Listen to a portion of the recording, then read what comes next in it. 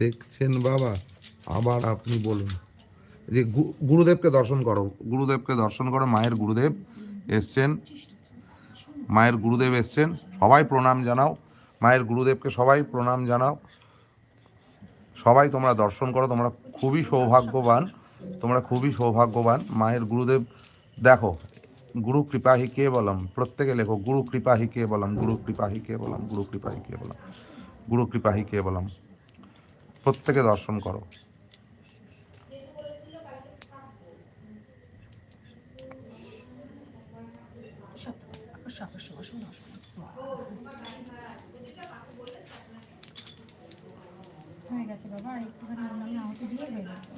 গুরুদেবকে দর্শন করো সবাই।